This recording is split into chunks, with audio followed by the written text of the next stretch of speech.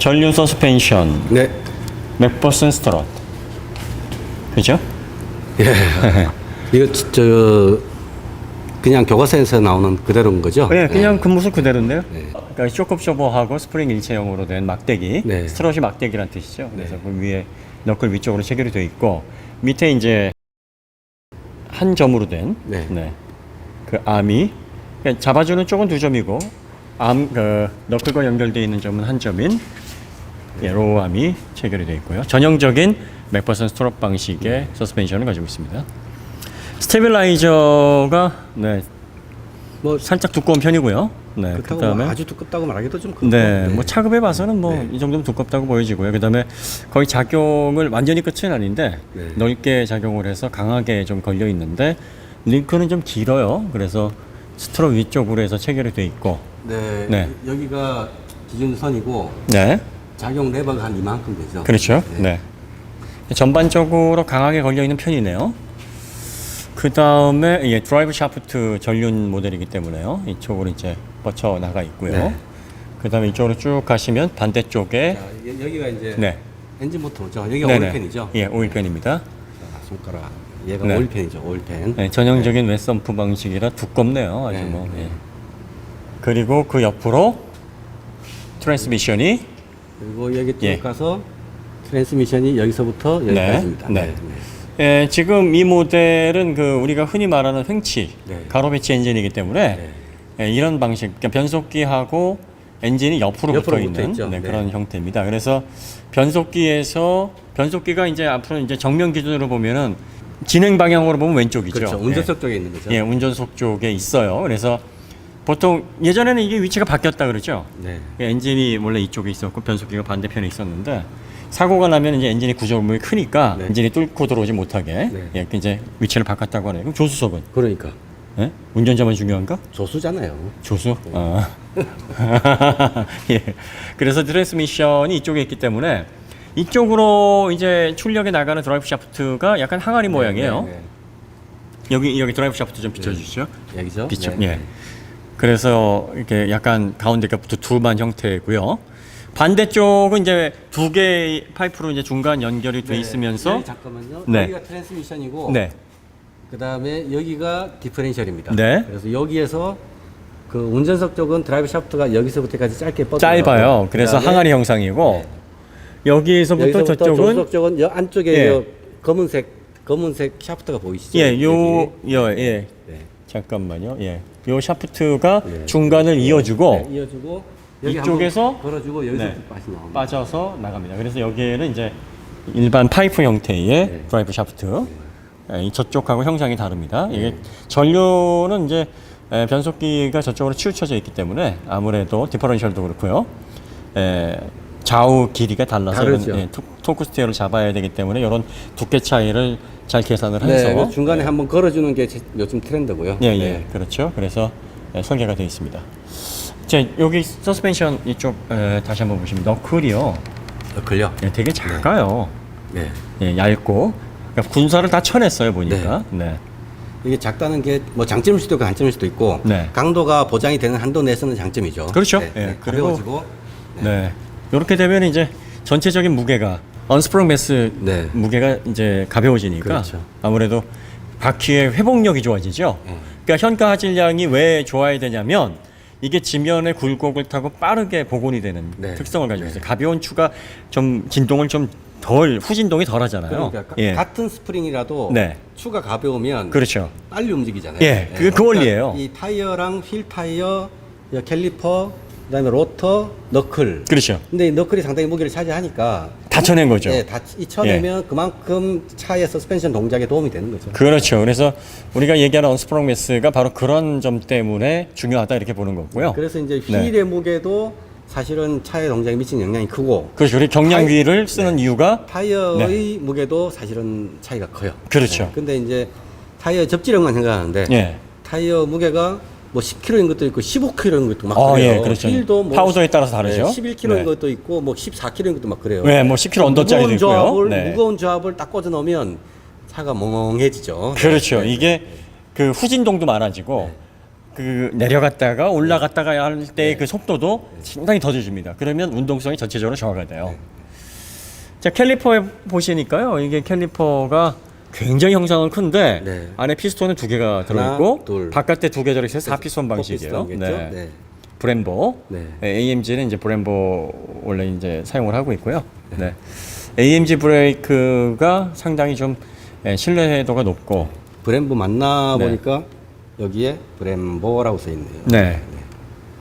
그 예전에 그 부렌보 해가지고 한글로 튜닝하신 뭐 그런 무슨 예. 코믹하게. 네. 그래서 피스톤 숫자에 비해서 캘리퍼 상당히 큽니다. 그래서 일명 뽀대가 참 나네요. AMG 모델은 좀 이런 맛이 있어야 되겠죠. 그런데 패드는 안 보입니다. 저 숨어서. 패드가 별로 크지 않아요. 왜냐면 피스톤이 저쪽 가운데 몰려 있어요. 그래가지고 패드 자체가 아무래도 피스톤 주변에 너무 이렇게 오버사이즈가 되면 눌리는 면이 일정하지가 않으니까. 그러니까 한 패드가 요 정도까지밖에 그렇죠, 안 나와있는 여기서 이 틈으로는 안 보이는 거예요. 네, 그러니까 캘리퍼가 나머진 멋이다. 이렇게 크게 형상을 만들어 놓고 그러니까 가오. 너클을 저렇게 살을 많이 쳐낸 게 여기서 좀 멋을 내려다 보니까 이 캘리퍼 무게가 좀 무거워졌단 말이에요. 그러니까 야, 너클 쪽으로 좀 덜어내자. 이건 좀 보여주는 익스테리어 효과도 중요하니까 그런 면에서 좀 너클을 약간 간소한 것 같아요. 야, 타이로드 엔드 이게 알루미늄인가요? 네. 형상이 좀 그러네요. 네. 한번 대볼까요? 네. 아니다. 아니네요. 네. 야. 네, 알루미늄처럼 알루미늄 도색을 해놨네요. 도색을 해놨네요. 표면이 우들두들한 게 약간 좀 주조된 그 형상이. 얘도 그럴까요? 알루미늄일까요? 이건 100% 알루미늄입니다. 맞습니다. 알루미늄 합금이 이제 로우암 사용됐고요. 너클도 알루미늄 합금이고 타이로드 엔드는 알루미늄처럼 도색을 해놓고 코팅을 해놓고 사실은 이제 주철이었더라 하는 것이죠. 자, 여기 이제 렉 타입의 스티어링 기어가 이쪽 뒤쪽으로 있어요. 보통 우리가 종치식 엔진, 그러니까 이제 세로 배치 엔진에는 완전 전형적으로 그 드라이브 샤프트의 뒤쪽으로 그 웜기어, 렉앤 피니언 기어가 들어가고 뭐 저 로어암이 이렇게 박혀 있고 정말 완전 그 교과서에서 보는 그대로입니다 지금. 그렇게 돼 있어요. 그래서 단지 그 유압 어시스트가 아니고 저 모터식이라는 그것만 차이가 있죠. 그렇죠. 뭐 요즘 뭐 전자 제어 다 EPS 방식이기 때문에 이게 이제 렉 타입이냐 컬럼 타입이냐 이제 그거 가지고 이제 고급이냐 저급이냐 많이 나뉘는데 요즘 컬럼 타입도 많이 좋아지고 있어요. 그래서 뭐 굳이 뭐 그런 걸 따질 필요 없습니다. 이건 프리미엄 브랜드니까 당연히 렉 타입이 들어가야 되는 게 맞고요. 그래서 요게 이제 들어가 있고요. 그 다음에 엔진이 이제 그 앞쪽으로 보통 스티어링 기어가 엔진 앞쪽으로 해서 걸리는데 뒤쪽으로 해서 그 다음에 걸리고 있습니다. 그 스티어링 기어 뒤쪽에 보시면 아까 지금 여기가 디퍼렌셜이라 그랬거든요. 그 디퍼렌셜에서 양쪽으로 드라이브 샤프트가 나가요. 그렇죠. 그 다음에 저기 뒤에 보시면 뒤로 한번 기어가 걸려서 뒤쪽 프로펠러 샤프트가 하나 걸쳐서 나가거든요. 그렇죠. 이 구조를 보면 얘가 디퍼렌셜 한 다리 거쳐서 나가잖아요. 그러니까 얘가 전륜을 기반으로 하고 전륜에서 나오는 걸 뽑아서 뒤로 조금 보내주는 거죠. 그렇죠. 마치 여기서 수도꼭지를 뽑아서 뒤로 물을 보내주는 것처럼 하나 툭 튀어나와 있어요. 이렇게. 그렇죠. 그러니까 저기에 이제 다판 클러치가 들어가 있어서 후륜에 구동이 걸려야 되면 저 다판 클러치가 이제 눌려서 구동을 전달을 하는 거겠죠. 붙어서. 그래서 토크를 뒤쪽으로 50%까지 그러니까 50대 50까지 보낸다고 해요. 후륜 기반이라면 후륜으로 더 많이 보내는 게 기본일 테니까. 그렇죠. 여기서 뒤로 쫙 바로 뻗어야 될 텐데 전륜 기반이기 때문에 좌우로 먼저 뽑고 뒤로 수도꼭지처럼 밖으로 빼내는 거죠. 그래서 전륜 평상시에는 이제 전륜으로 움직이다가 후륜에 슬립이 발생하게 되거나 토크가 필요하게 되면 저 다판 클러치, 전자식 다판 클러치에 의해서 토크가 체결이 돼서 후륜 샤프트로 50의 출력이 최대로 갑니다. 그래서 50대 50의 상시 사륜 상태를 만들어주는 거죠. 뭐 이런 사륜 구동은 이제 그 전륜 구동 방식의 그 상시 사륜에서 많이 쓰는 방식이기 때문에 뭐 특별할 건 없고요. 그래서 이쪽으로 쭉 보면 이제 센터 채널 쪽으로 해가지고 이제 드라이브 샤프트가 배기 배기 파이프랑 구분을 하기 위해서 네네. 알루미늄으로 이제 예, 그 위쪽으로 해서 위쪽으로 이렇게까지 나가는 네, 이렇게 샤프트가 이렇게 나오죠. 예, 들어가게 됩니다. 리어 디퍼런셜. 리어 디퍼런셜, 그러니까 후륜 디퍼런셜에서 이 양쪽으로 이제 이쪽은 뭐 좌우가 이제 동일하게 중앙으로 들어오기 때문에 예. 동일하겠죠. 네. 드라이브 샤프트 두께도 동일합니다. 좌우가. 예. 아무래도 뭐 이렇게 해서 얘가 힘을 많이 받는 부분도 아니고 좌우가 동일하기 때문에 뭐 토크 스티어 같은 그런 것들이 예, 계산이 안 돼 있고 파이프 직경이 같아요. 네. 그래서 50 토크의 50이 이쪽으로 이제 배분이 되는. 확실히 이제 이쪽이 주 동력 축이 아니라서 네. 간소하네요. 예. 디퍼런셜 케이스도 그렇고. 그다음에 이제 뒤쪽에 나오는 이게 서브 프레임이잖아요. 네네네. 이게 차체에 붙어 있고. 네. 그다음에 얘가 이 마운트를 통해서 여기에 서브 프레임이 연결이 되는데 네네. 가운데 부싱을 통해서 연결이 돼 있어요. 그렇죠. 그러니까 이 말은 뭐냐면 이 드라이브 샤프트에서 오는 여기서 생기는 진동이 차체로 바로 전달이 안 되도록. 그렇죠. 결국 네. 마운트에서 잡아주는 거죠. 예, 그래서 진동 마운트 양쪽으로 걸려 있고요. 저 앞쪽에 서브 프레임 쪽 한번 볼까요? 서브 프레임 여기 요렇게 보시면은요. 여기서부터 네. 서브 프레임이 요렇게 연결이 돼 있어서 좌우로 뻗어 있고요. 그다음에 우물종자 형식으로 앞쪽으로 이렇게 연장이 되어 있습니다. 자, 그다음에 여기서 재질을 바꿔요. 네, 알루미늄으로 합금으로 이제 재질을 바꿔서 이 앞에까지 보면 이제 연장이 이렇게 쭉 돼 있습니다. 그래서 전면을 감싸고 있는 형태인데요. 별로 그렇게 견고해 보이진 않는데 그래도 앞쪽에도 알루미늄 서브프레임 네. 하나 내려오죠? 예, 내려와서 이렇게 이제- 내려와서 앞쪽으로 이제 체결이 되는 네. 방식인데 뭐 이렇게 견고하진 않은데 그래도 있을 건 있어요. 네, 뭔가 네. 임팩트 강한 인상은 아닌 것 같아요. 요즘 하도 서브프레임 텐실한 차를 많이 봐서 그런지 그러니까. 뭐 살짝 아쉽긴 한데 그래도 뭐 현대 기아차의 그 H프레임처럼 부실하진 않습니다. 그래서 뭐 작용이라든지 뭐 서브프레임으로서 역할은 어느 정도 할 것 같고요. 그 다음에 이 파이프도 안쪽에 보니까 그렇게 얇진 않아요. 예, 구조 자체가 이렇게 부실해 보이거나 약해 보이진 않습니다. 두께도 어느 정도 네. 있고요. 네. 그래서 두 개로 나눠서 밑에 부분은 이제 그 스틸을 사용을 했고 앞쪽은 알루미늄 프레임을 사용을 해서 서브 프레임을 구성을 해놨습니다. 방청 방청이요. 네. 깨끗하네요. 뭐 없네요. 네. 예.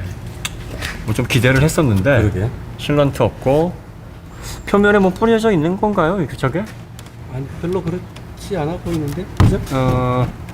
예, 뭔가 이렇게 뿌려져 있는 프라이머 작업이 안 돼 있는 것 같죠? 실런트도 그 이음색 그 부분만 기밀 진동 위에서 이렇게 작업이 근데 돼 있고요. BMW 3.5 볼 때는 많이 뿌려져 있었잖아요. 네. 조금 이 부분 아쉽네요. 이 엔트리라서 이렇게 되어 있는 건지 아니면 우리나라가 미방청, 그러니까 말하자면 이제 준방청이죠. 준방청 국가라서 별 필요 없다고 우리나라에 생각을 보내는 해서 자만. 이렇게 해놓은 건지 모르겠네요. 네, 하여튼 실런트를 좀 꼼꼼히 바르던가 네. 도포를 하던가 아니면은 아이언 프라이머를 별도로 더 한번 추가를 하던가 했으면 하는 바람이었는데 휑하네요. 커버는 돼 있습니다만. 네. 아이언 강판이라 그래서 이게 뭐 부식이 안 되는 건 아니거든요. 네. 예, 긁히거나 하게 되면은 아이언층이 이제 손상이 되면은 바로 이제 또 산화가 되지 않습니까? 그래서 2중 3중 돼 있으면 좋아요. 그렇죠. 네. 그래서 아이언 강판 위에 또 아이언 프라이머 작업을 한 번 더 칠하거나 실런트로 꼼꼼히 하게 되면 오래도록 부식 안 되고 또 기밀 유지도 되고 소음도 차단하고. 최근 본차 중에 5 시리즈가 참 인상적이었던 것 같아요. 네. 그래서 뭐 이 부분은 좀 아쉽습니다. 뭐 전체적으로 이렇게 잘 돼 있다라는 느낌이 좀 안 드네요. 네, 서브 프레임이 뭐 이렇게 시작을 하네요. 저 파이프 형상으로 해서 네. 네, 앞쪽으로 이렇게 체결이 되어 있는 형태입니다. 머플러 한번 볼까요? 네, 머플러가 지금 이게 주행 거리가 한 12,000 정도 되는데요. 네. 네. 머플러 상태는 뭐 대체적으로 양호합니다. 열 변형에 의해서 살짝 부어진 정도. 가운데가 지금 아직 뜨거워서 이 손가락이 녹을지 안 녹을지 네네. 모르겠습니다. 여기가 촉매죠. 네, 촉매고요. 네. 터보 차지에서 나와서 촉매로 나와서 네. 이렇게 배기 파이프가 이렇게 지나갑니다. 네. 그래서 스티어링 기어를 하나 슉 넘어가고요. 넘어가서 이렇게 네. 나옵니다. 네. 근데 쭉 가다가 색깔이 바뀌죠. 예. 색깔이 바뀌어서 쭉 가는데 파이프가 되게 굵네요. 네, 굉장히 굵은데요. 네. 그래서 중통 마우라를 지나서 이렇게 가서 여기가 엔드 머플러고 여기 가변 플랩이 하나 있죠. 네. 네. 그래서 일로도 보내기도 하고 여기 막으면 저로만 나갈 거고요. 네. 진짜 파이프가 3 시리즈보다 더 두꺼운 파이프를 쓴 것 같아요. 그러니까요. 네, 그래서 네. 배기 파이프 상당히 두껍고요. 네. 엔드 쪽에 이게 녹이 조금씩 비치네요. 살짝 네, 있네요. 네. 네. 그래서 이게 근데 보면 얘기를 하는데. 뭐 특수 재질이라고 하는데 네. 특수 재질은 이렇게 색깔이 자색처럼 네. 돼 있는 부분이 있고 저 네. 앞쪽으로 가시면 색깔 확연히 달라요. 그렇죠. 네. 그러니까 특수 재질로 쓰는 부분들이 이런 굉장히 뜨거운 데 노출이 되는 부분. 그러니까 열에 강하게끔 네. 합금이 돼 있는 부분들이 그리고 있어요. 지적이 된 거. 열에 예. 산화가 되지 않도록. 그렇죠. 그래서 이런 부분들이 굉장히 재료가 많이 비싸게 들어가거든요. 예. 그래서 이렇게 돼 있고. 그러니까 이런 이쪽으로 가면 색깔이 부분하고 바뀌잖아요. 엔드 쪽하고는 구분을 하셔야 돼요. 네. 사실 여기는 열을 많이 받는 부분이 아니기 때문에 이쪽 부분은 뭐 아주 특수한 금속을 사용하지는 네. 않습니다. 그런데 그래서 여기서 그래도 예. 재질이 조금 약한 걸 썼기 때문에 이렇게 뜨문뜨문 비치는 거죠. 그렇죠. 예. 그래서 이왕이면은 뭐 이런 녹이 좀 없는 게 좋죠. 녹이 많이 발생해서 피복을 한다라는 것보다는 녹 없이 그렇다고 뭐 번들번들해야 된다는 게 아니라 그렇죠. 이런 녹들이 좀 덜 비치거나 안 비치는 게 훨씬 더 그러니까 차량의 스트레스 내구 연한을 좋습니다. 얼마로 보는 몇 년 몇만 킬로로 보느냐. 그렇죠. 그다음에 그 내구 연한에 얘가 한번 터지든 말든 놔두느냐, 네. 아니면 내구 연한까지 머플러 신경 안 쓰도록 만드느냐, 그게 네. 회사의 정책일 텐데. 그렇죠. 이걸 보면 그 회사의 정책을 짐작을 할 수 있는 거죠. 네. 그래서 만 킬로 탄 게 이 정도면 뭐 한 5만 10만 타도 뭐 전혀 이상은 없을 것 같아요. 이 정도면. 뭐 그렇죠. 아주 뭐 심한 정도는 아니고요. 그렇다고 뭐 아주 좋은 상태는 아니에요. 네. 소장까지는 아닐 것 예, 같고요. 예. 네. 그래서 연안까지 그냥 뭐 그럭저럭 탈 수 있는 정도의 재질을 사용을 한 것 같은데요. 네, 좀 더 재질이 좋아졌으면 좋겠습니다. 네, 서스펜션 후륜 쪽 한번 볼까요? 네, 후륜 쪽에 보시면은 네, 트레일링한 방식의 멀티링크입니다. 네, 그래서 위에 링크 형상이 좀 독특해요. 그러니까 예술적입니다. 네. 네. 마치 그 말리부 그 맞아요, 링크를 얇게 얇게 점여놓은 거예요. 네, 맞습니다. 네. 맞습니다. 네, 네, 네. 그래서 위에 잡고 있고요. 밑에 링크 두 개가 또 로우암 형식으로 하나 잡고 있고 또 짧은 링크로 하나 잡아 있어요. 두 개 차이가 굉장히 크네요. 네, 잘 보니까 여기 뒤에서 보면요. 예. 로우암 쪽하고 앞에 링크가 각도가 다르죠? 그렇죠. 얘는 조금 많이 내려오고 얘는 수평에 가깝죠. 그러니까 지면에 내려올 때는 완전 수평이 될 것 같아요. 얘가 거의 수평이 될 거고 얘는 약간 각도를 여전히 내려오는 상황이 되겠죠. 그렇죠. 네. 그러니까 그 하중을 상태에서 받으면 하중을 받으면 얘는 밀고 올라오면서 바깥을 미는 거겠죠. 그렇죠. 얘는 올라가면서 다시 당기고. 안으로 당기고 그러니까 통아웃이 되겠죠. 그렇죠. 네, 네. 자, 그다음에 위에 링크 위에 얇은 링크, 트레일링함 같이 생긴 저 링크를 보시면 위에 자, 예, 거기 보시면은요.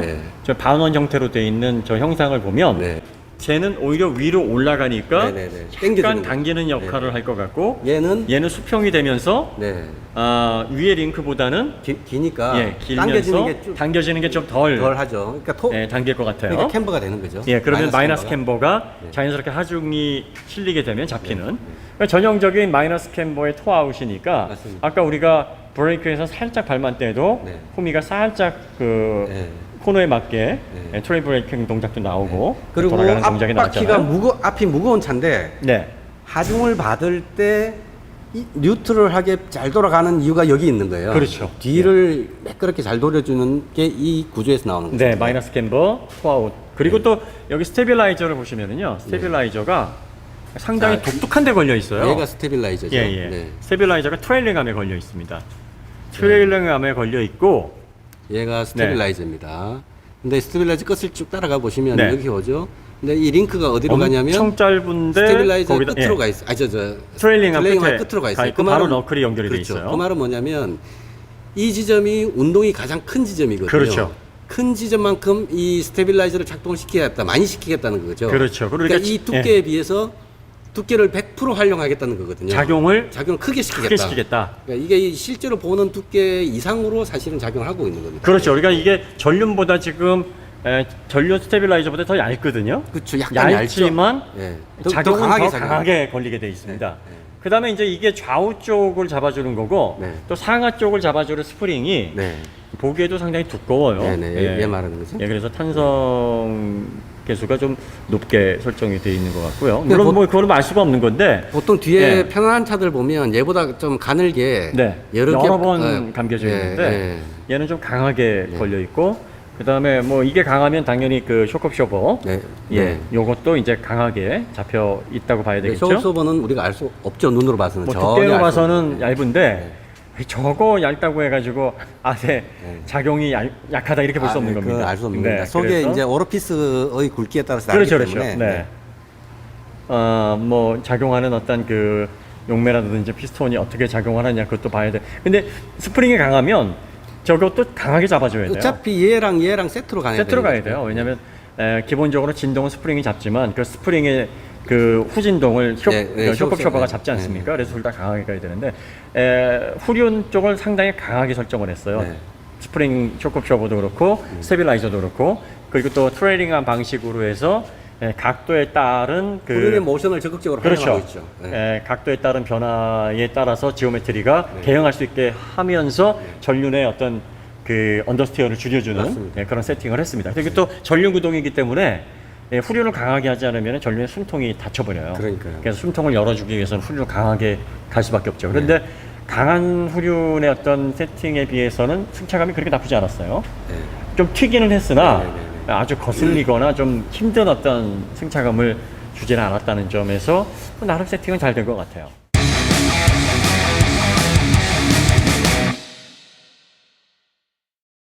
엔진룸을 보겠습니다. 그러니까 우리가 흔히 엔진을 얘기할 때 종치식이다, 횡치식이다 이렇게 얘기하셨습니까? 그렇죠. 종치식은 뭐 말 그대로 세로 배치식이고, 횡치식은 가로 배치식이고. 지금 엔진이 이렇게 가로로 배치되어 있는 거죠. 실린더가 옆으로 배치가 되어 있어서 이걸 횡치식이다 이렇게 얘기를 합니다.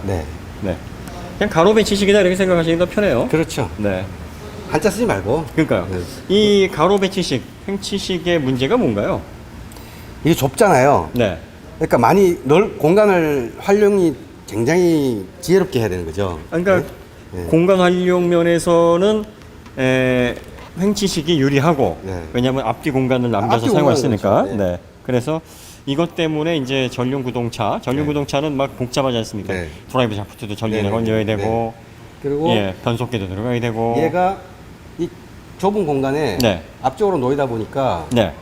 밸런스가 무게 밸런스가 싹 좋아지죠. 좌우 밸런스가 안 좋아집니다. 좌우도 그렇고 전후도 안 좋아지고. 전후도 되게 안 좋아져. 아무래도 종치는 뒤로 밀어서 무게 배분을 좀 뒤로 보낼 수도 있는데 뒤로 좀 보낼 수가 있죠. 얘는 뭐 뒤로 보낼 수도 없고 옆으로 걸려 있으니까 그런 문제가 있어요. 특히 그리고 휠의 센터 라인을 보면 한 요 정도가 센터거든요. 근데 이렇게 쭉 저쪽하고 이쪽을 연결해 보면 축 앞에 들어가 있어요. 이 엔진이. 앞바퀴 축 앞쪽으로 엔진이 무게중심이 가 있습니다. 그러니까 얘가 얼마나 무게 배분에 악영향을 끼치는지 그렇죠.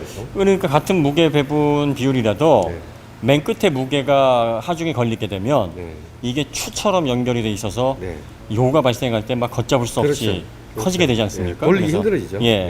어떤 경우에는 돌리기도 처음에 힘들지만 한번 돌아가면 또 그걸 잡기도 힘들죠. 그런 현상이 벌어지는데 지금 이게 종치식이 그래서 운동 성능 면에서 유리하기 때문에 고성능 차다라든지 고급 차들은 거의 종치식을 많이 쓴단 말이에요. 세로 배치. 하지만 횡치식, 가로 배치는 공간 활용. 이렇게 되면은 승용차의 공간, 실내 공간이 중요한 넓어지죠. 승용차에 많이 쓰는 방식이죠. 그렇죠. 이 엔진룸을 확실히 좀 적게 가져갈 수 있으니까.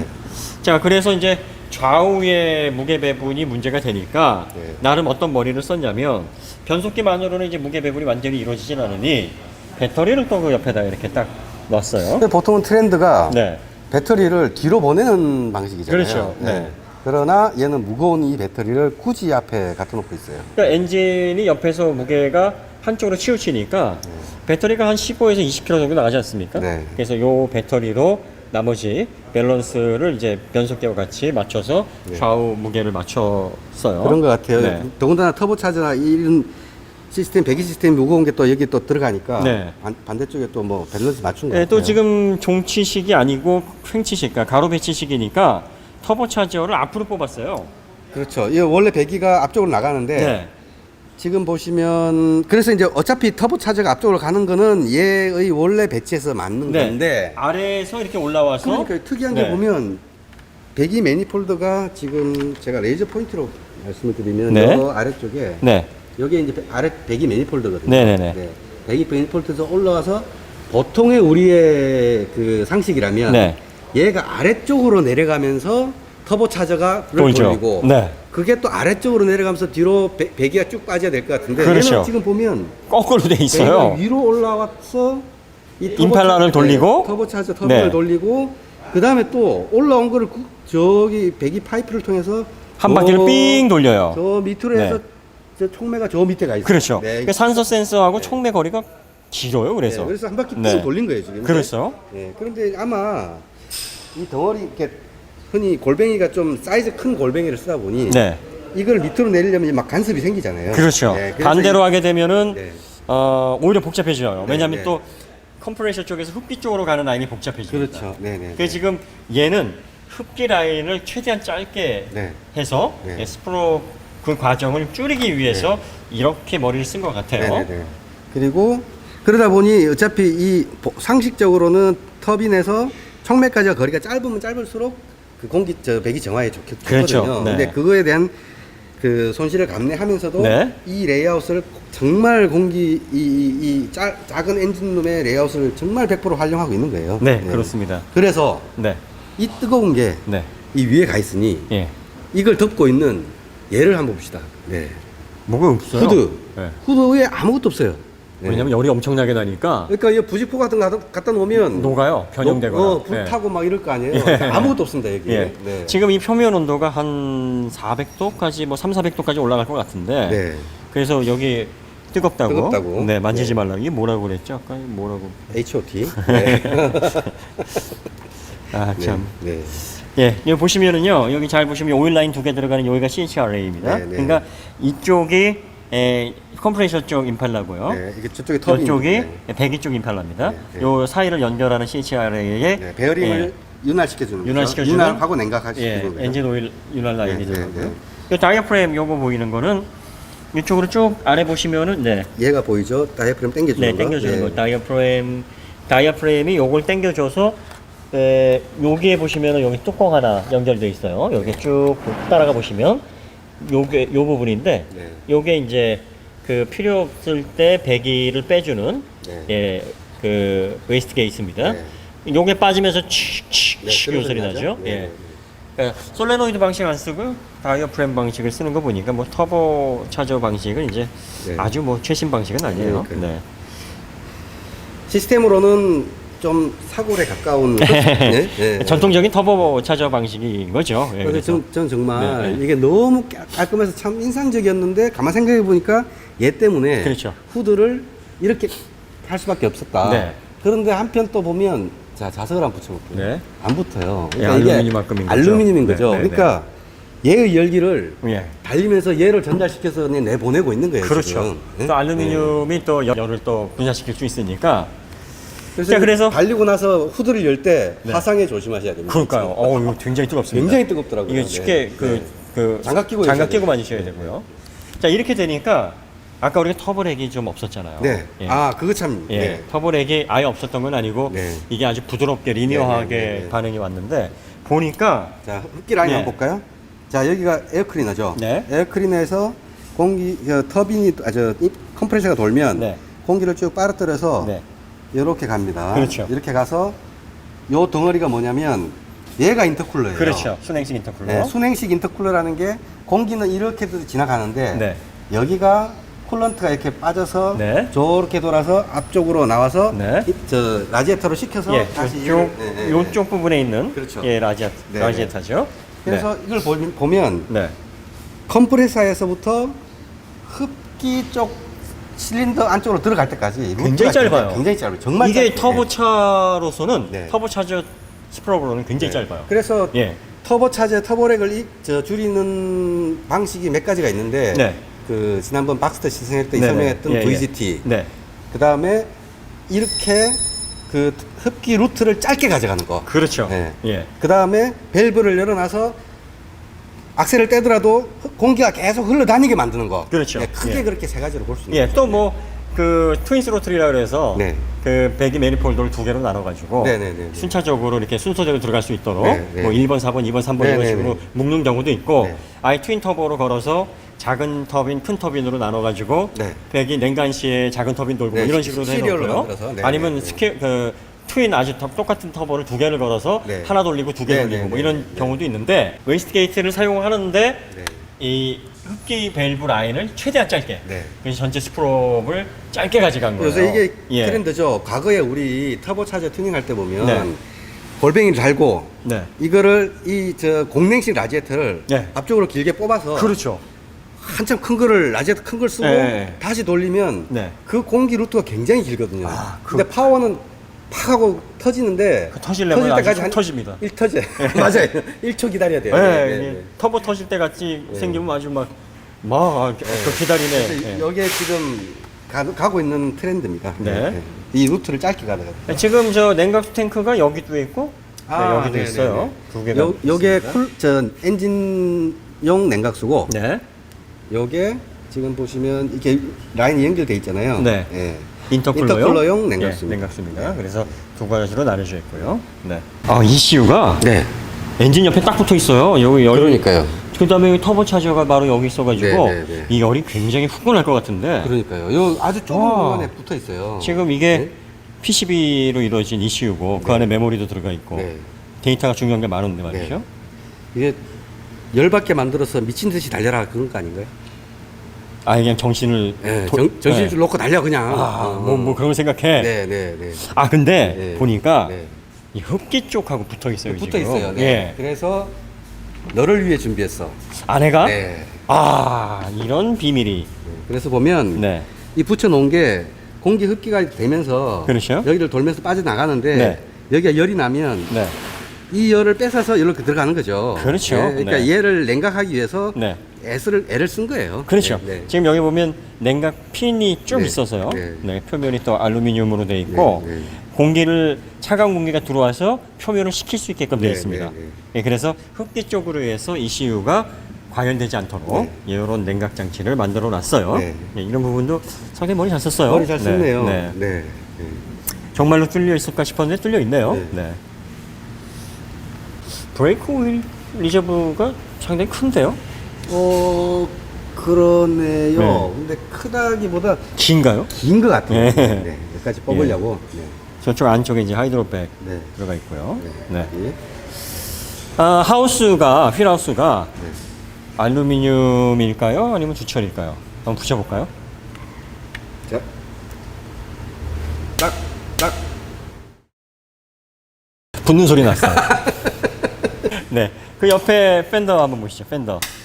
네. 예, 그 멤버 쪽은 예, 그 스틸이고요. 그리고요. 네. 여기는 아, 여기는 네, 안 붙네요. 동호 쪽으로 한번 가보시죠. 본네트도 안 네, 붙습니다. 본네트도 안 안쪽 붙고요. 바깥쪽 다 네. 알루미늄이고요. 그다음에 A필러. 네. 네. 스틸이고요. 네. 네. 스틸이고요. 네. 그 뒤는 다 스틸이네요. 네. 스틸. 네. 얘는 아, 예. 아니네요. 네. 트렁크, 스틸. 네. 범퍼도 스틸이 아니네요. 네. 그럼 뭐 전면 쪽에 아무래도 엔진이 앞쪽으로 들어와 있고 변속기에서부터 배터리까지 있으니까 네. 엔진 후드하고 팬더 쪽을 통해서 무게 배분을 위해 네. 무게를 덜어내기 위한 목적으로 쓴 것 같아요. 그런 것 같아요. 네. 네. 네, 그렇게 해서 이제 이렇게 사용이 되어 있습니다. 그리고 이 마운트 부분에 네. 여기 보시면 약간 절곡이 아니라 이렇게 용접을 해서 붙여놨잖아요. 네, 붙여놨죠. 이게 안쪽으로 해서 스트럿바 역할을 할 수 있도록 예, 좌우 디틀립을 잡도록 그 안쪽에다가 예, 스틸 바를 이렇게 용접을 해놨습니다. 그 점이 약간 좀 더 특이할 만한 상황이고요. 이렇게 많이 해요 요즘. 그렇죠. 네. 네. 차체 프레임하고 붙여서. 네, 이 앞쪽에도 알루미늄으로 해서. 얘 예. 알루미늄 맞나요? 네, 맞습니다. 알루미늄 합금으로 예, 스트럿바 걸어놨고요. 네, 이렇게 해서 이제 엔진룸이 구성이 되어 있고요. 상당히 꽉 들어차 있어요. 네, 공간이 정말 정비하기 힘들 것 같습니다. 네. 뭐 배터리를 뒤쪽으로 보내서 무게 배분을 했으면 좋겠으나 가로 배치 엔진의 한계를 극복하기 위해 좌우 밸런스를 위해 앞으로 또 뺐고 네. 또 차축 앞쪽으로 전형적인 FF 방식으로 연결이 돼 있는데, 야, 이런 구조에서도 뉴트럴에 가까운 밸런스가 나왔다. 야, 이건 정말 놀라운 일 아닙니까? 무게 배치, 프론트 서스펜션, 리어 서스펜션, 그냥 레이아웃상은 그냥 사골입니다. 네. 이거 전반적으로 보면 이건 능동성이 언더스티어가 확 나와야 되는 거고, 스포츠 주행 성능이 안 좋아야 맞는 그 설계인데, 그런데 아니었잖아요. 이게 후륜 구동의 어떤 느낌을 낼 정도로 밸런스가 좋았단 말이에요. 이거 정말 어떻게 레시피를 가져간 건지, 어떻게 설계를 한 건지 엔지니어가 존경스러울 정도인데요. 예. 과거에 벤츠가 BMW M에 비해서 BMW는 싼 재료를 가지고 맛을 잘 내는 요리사고 벤츠는 비싼 재료를 가지고 본연의 어떤 무덤덤한 맛만 내는 그런 요리사의 비유를 했거든요. 바뀌었어요. 바뀐 것 같아요. 이거 완전 사골 이 레이아웃을 가지고 5 시리즈가 보니까 완전히 무슨 알루미늄으로 떡칠을 해놨고. 그러니까 지금 이런 AMG 모델은 물론 엔트리 A 클래스이긴 하지만 뭐지 이거 그냥 뭐 한 2, 3천만 원대 정도 차인가? 그 정도의 어떤 레이아웃이에요. 감동적인 부분은 별로 안 보여요. 뭐 i30나 뭐 이런 차들에 비해서 와 할만한 부분이 없어요. 그런데 실제로 이 차를 운행을 해보면 이게 진짜 AMG로구나. AMG가 이렇게 바뀌었구나. 정말 전륜구동의 해치백이 이런 동작이 나오는구나. 이런 느낌까지, 이런 감동을 줬단 말이에요. 그러니까요. 야, 이게 돌고 도는 거예요. 그러니까 세상 일은 참 지나봐야 하는 것 같아요. 서로 이제 배우겠죠. 서로 일본식으로 이제 우리가 이 도코토리라는 말 쓰지 않습니까? 좋은 건 취해서 배운다. 그래서 더 좋게 만든다. 뭐 그런 어떤 과정들이 독일 브랜드에서도 진행이 되는 것 같아요. 요것도 소개해드려야 돼요. 명패. 설계자, 그러니까 엔진 조립자. 보면 핸드크래프티드 바이 하일로 바르텔. 미스터 하일로 바르텔 씨가 이걸 조립을 했다는 거죠. 그렇죠. AMG 엔진은 1대1 조립을 합니다. 이게 뭐 6기통이든 뭐 8기통이든 4기통이든 수작업으로 했다는 겁니다. 그래서 엔진 트러블이 나시면 독일 본사에 전화해서 하일로 바르텔 씨 좀 바꿔주세요. 그래갖고 막 야단을 치시면 돼요. 그렇죠. 이거 이따위로 했어. 실제로 그 AMG 독일에서는요. AMG 출고를 받을 때 공장에 가서 엔지니어랑 얘기도 하고 만날 수도 있고 또 직접 또 차도 인수할 수 있고 뭐 그런 시스템이 돼 있는데 우리는 뭐 그렇게 하려면 독일 가야 되지 않습니까? 좀 아쉽죠. 자, 그러면 뭐 이 정도에서 우리가 마무리하면 될 것 같습니다. A45가 특별한 재료를 쓴 차도 아니고 아주 고급 재료로 치장을 한 고성능 모델도 아니지만 본연의 재료에서 최대한 맛을 낼 수 있도록 세심하게 엔지니어링이 된 그야말로 수작 중에 수작이다. 맞습니다. 이렇게 결론을 내릴 수 있겠습니다. 이 레시피를 배우고 싶을 것 같아요. 많은 메이커들이. 다른 메이커들이 참조했으면 좋겠어요. 이게 전륜구동의 뻔한 설계에서도 이런 엄청난 운동 성능이 나오는 차를 만들어낼 수 있다. 이 기술력은 배워야 됩니다. 리버스 엔지니어링 해야 돼요.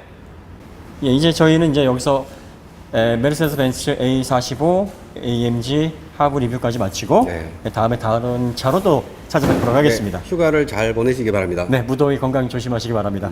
감사합니다. 고맙습니다.